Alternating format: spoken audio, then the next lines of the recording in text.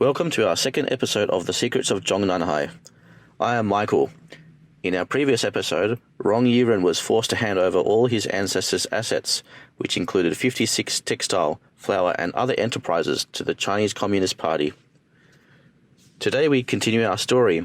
Before we start, we hope you will subscribe to this channel and click on the little bell so you won't miss our exciting show. Chen Yi, mayor of Shanghai at the time, took him as a role model at a general meeting and declared that Rong Yiren is a red capitalist. However, Yiren's hidden pain was not known to outsiders. At the beginning of the Cultural Revolution, Rong Yiren's family was not spared from the impact. Yiren's right index finger was broken by an iron stick. His wife Yang Zhenqing had been severely beaten, and even their fourth daughter Zhu Yuan, who suffered from a mental disorder due to brain inflammation, was not spared. Later on, Mr. and Mrs. Rong finally rescued their family, but the big boss was sent to the heater room to transport coal, and fell ill with back pain due to being overworked. His left eye became blind due to delayed treatment. After loss of sight in one eye, he was sent to scrub toilets again.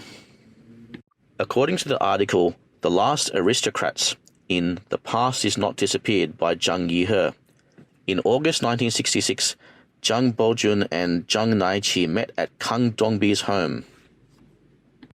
Bojun asked Naiji about the current situation of entrepreneurs, and Naiji said that all the entrepreneurs except Rong Yiren had been hit. But Luo Yifeng corrected, Yiren actually did not escape either. His house in Shanghai is famous and extremely beautiful. The Red Guards, who came from high cadres in Beijing, said the whole building belonged to the old four, so they set fire to it, and the flames ran from the first floor up to the top. They also dragged Mrs. Rong backwards from the top floor to the first floor, with a belt around her neck, with long-lasting effects from the concussion. After the end of the Cultural Revolution, the Chinese Communist Party, eager to develop the economy, once again thought of the Rong family's overseas connections, and Rong Yiren was once again elevated to serve the Chinese Communist Party.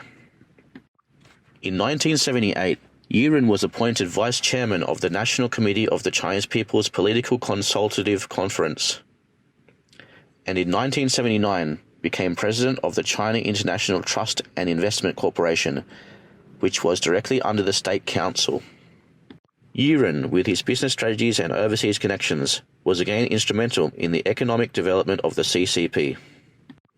According to Hong Kong's Trend magazine, in June 1951, when 35-year-old Rong Yiren was a member of the East China Military and Political Committee and the Finance Committee, he applied for the first time to join the party. But he was dissuaded by Chen Yi, who advised him in a very revealing way. It's more convenient for you to not join the party now, as you can do more first, then in another 10 years on your 45th birthday, I will invite you to join the party. In December 1957, after the anti-rightist struggle, Rong Yiren, then vice mayor of Shanghai, felt the urgency to join the Chinese Communist Party and applied for membership for the second time. But Ke Qingshi, then secretary of the Shanghai Municipal Committee, said, "You should stay in the Democratic Party and the industrial and commercial circle. If you join the party, all the capitalists, big and small, will also join the party, and then it will be difficult for me to sit in the position of Municipal Party Secretary." In October 1962, when Yiren was Vice Minister of the Textile Industry, he once again mentioned to Zhou Enlai that Chen Yi had introduced him to join the party. Zhou Enlai's reply was, "Chen did not break his promise. In my opinion, you are still free outside the party. If you join the party, you'll be occupied by too many political activities, which will be a waste of your expertise." In April 1985, after the end of the Cultural Revolution, 69-year-old Rong Yiren applied to join the party for the fourth time, and was finally admitted. But what people did not expect was that Rong Yiren, who had finally joined the party, later applied for resignation from the party 3 times. The first time he asked to resign from the party was related to the June 4 incident. The second time he asked to resign from the party was because he had a disagreement with Jiang Zemin. The third time he asked to resign from the party was in June 2000, when he had already retired and came forward on behalf of the major Vase parties to ask the Politburo of the Chinese Communist Party of China to open up the proposal of democratic parties to participate in politics. But he did not expect Jiang Zemin to tell him to get out. In a fit of rage, Yiren stopped participating in the activities of the Communist Party until Jiang Zemin stepped down in December 2002. In October 2005, Rong Yiren died in Beijing. Before his death, he left a final message entitled, "I want to say a few words to the party," which was roughly, "A political party that has lost its conviction, is not bound by the law, is detached from the general public, chases after monetary interests, is hopeless and betrays the People's Republic."